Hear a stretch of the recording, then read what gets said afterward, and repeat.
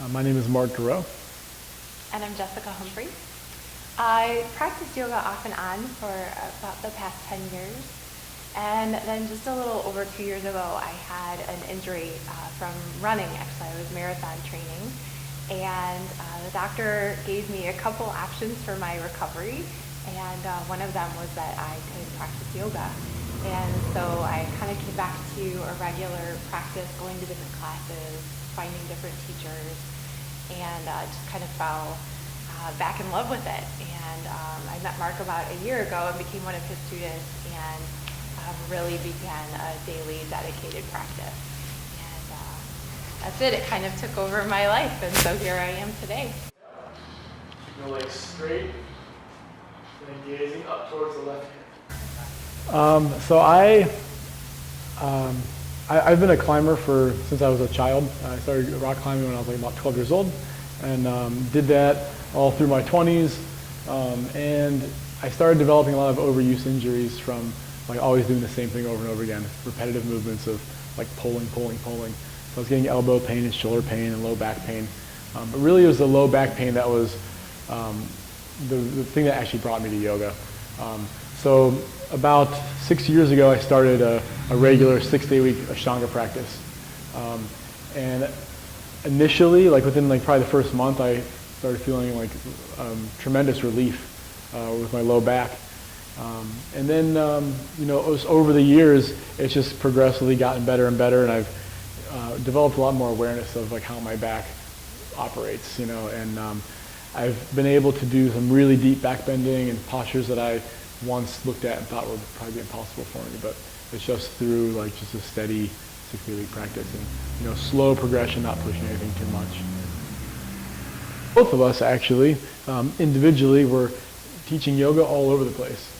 So I live here in Geneva, and I was driving out to Cleveland, down to Hudson. I was driving all around, sometimes more than 100 miles a day, at different studios teaching, and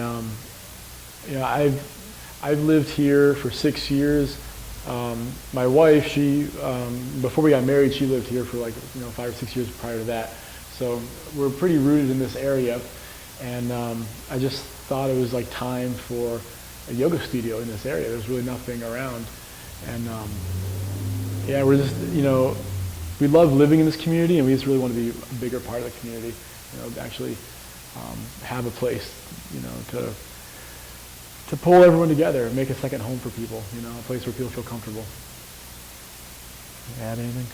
And the downtown area was just an ideal location, being right here and being close to all of the resources that are such a great part of this community already. So the wineries, the state park, and just this great little downtown area that seems to be growing and developing so much. And so we really wanted to be able to be in a place where we could not just have a yoga studio, but really become a part of the community and partner with some of the local area businesses and parks and really find a nice home.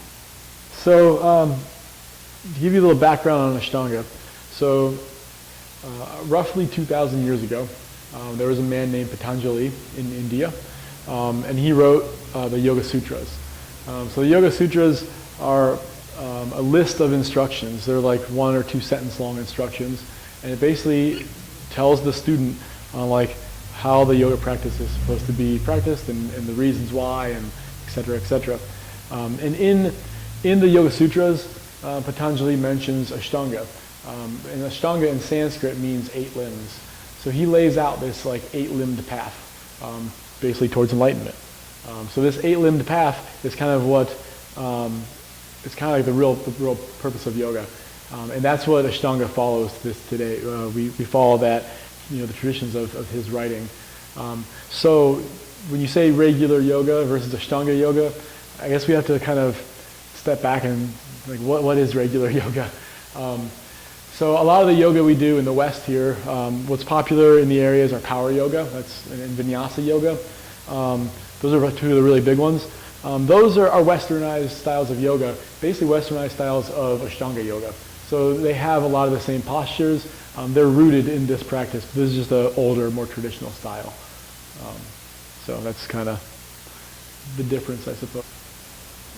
I would say that one of our main goals in opening this studio was to um, make yoga accessible for everyone.